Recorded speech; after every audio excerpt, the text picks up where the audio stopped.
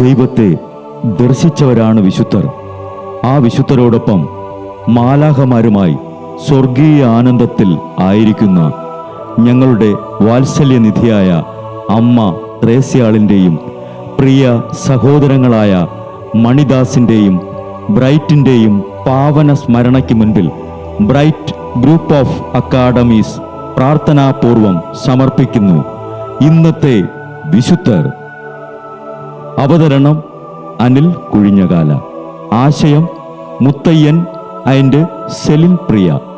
സംവിധാനം സ്റ്റെനി ആൻഡ് സ്റ്റെനിച്ച്. ഇന്നേ ദിവസം തിരുസഭ മാതൃകയായി നൽകിയ വിശുദ്ധരെ അനുകരിച്ച് പ്രാർത്ഥനയോടെ ആ പാത പിന്തുടരുന്ന നിങ്ങൾക്കേവർക്കും കർത്താവിൻ്റെ തിരുമുഖം ദർശിക്കാൻ കഴിയട്ടെ എന്ന പ്രാർത്ഥനയോടെ ഞാൻ നിങ്ങളുടെ സ്വന്തം ജസ്റ്റിൻ. ഇന്ന് ജനുവരി 11, വിശുദ്ധ തെയോഡോഷ്യസിന്റെ തിരുനാൾ. കപ്പദോക്കിയായിൽ ജനിച്ച തെയോഡോഷ്യസ് ചെറുപ്പത്തിൽ തന്നെ സ്തൂപസ്ഥനായ വിശുദ്ധ ശമയോനെ സന്ദർശിച്ച് ജീവിത രംഗങ്ങൾ മനസ്സിലാക്കി. സന്യാസ ജീവിതത്തിന് തന്നെ ഒരുക്കി.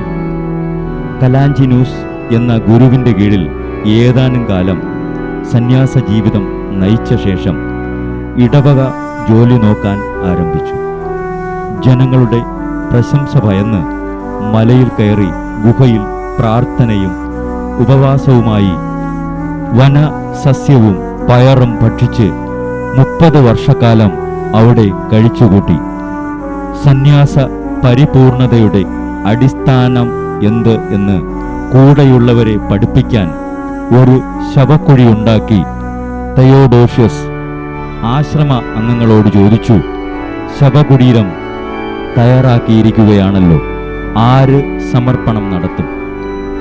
ബാസിൽ എന്ന പുരോഹിതൻ മുന്നോട്ട് വന്ന് പറഞ്ഞു, ഞാൻ തയ്യാർ. അവർ മരിച്ചവർക്ക് വേണ്ടിയുള്ള പ്രാർത്ഥനകൾ ചൊല്ലി 2-3 ദിവസങ്ങൾ കഴിഞ്ഞപ്പോൾ ആരോഗ്യവാനായിരുന്ന ബാസിൽ മരിച്ചു. ആ കുഴിയിൽ തന്നെ സംസ്കരിക്കപ്പെട്ടു. 12 അംഗങ്ങൾ ഉണ്ടായിരുന്ന ആ ആശ്രമത്തിൽ ഒരു ഉയർപ്പ് തിരുനാൾ ദിനം ഒന്നും ഭക്ഷിക്കാൻ ഉണ്ടായിരുന്നില്ല.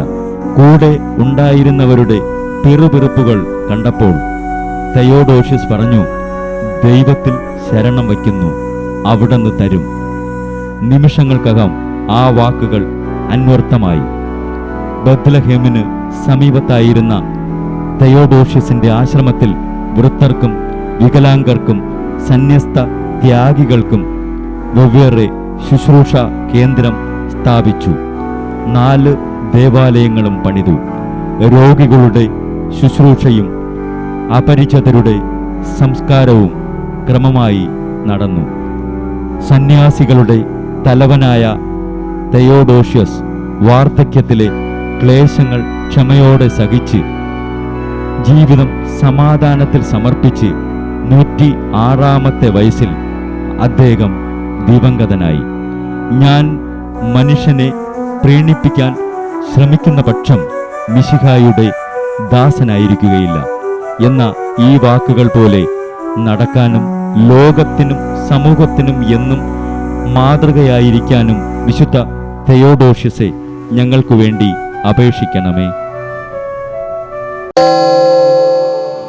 ബ്രൈറ്റ് കുടുംബത്തിൽ നിന്നും കർത്താവ് തൻ്റെ മുന്തിരിത്തോപ്പിലേക്ക് വിളിച്ച് പൗരോഹിത്യം നൽകി അനുഗ്രഹിച്ച റവറൻ ഫാദർ ബിൽ ബ്രൈറ്റും സന്യാസത്തിലേക്ക് വിളിച്ച് അനുഗ്രഹിച്ച് മണവാട്ടിയാക്കിയ സിസ്റ്റർ മരിയ ജോസും വിശുദ്ധരെ അനുകരിച്ച് ഇവിടെ ഈ ഭൂമിയിൽ ആത്മാക്കളെ നേടാനായി ഇരുൾ വീണ താഴ്വരയിലൂടെ നടക്കുമ്പോഴും പൈശാചിക ശക്തികൾ വിടാതെ പിന്തുടർന്ന് പീഡിപ്പിക്കുമ്പോഴും മരണം നിഴലായി കൂടെ നടക്കുമ്പോഴും ദിവ്യകാരുണ്യം എപ്പോഴും ആത്മാവിന് കരുത്തേകും പോലെ തിരുവചനമെന്നും പാതയിൽ വിളക്കായി ജ്വലിച്ച് ആ ജ്വാലയിൽ അനേകായിരം ആത്മാക്കളെ നേടിയെടുക്കാൻ സകല വിശുദ്ധരെ, മാലാഖമാരെ ഇവർക്കു വേണ്ടി എപ്പോഴും കർത്താവിനോട് മാധ്യസ്ഥം വഹിച്ച് പ്രാർത്ഥിക്കണമേ.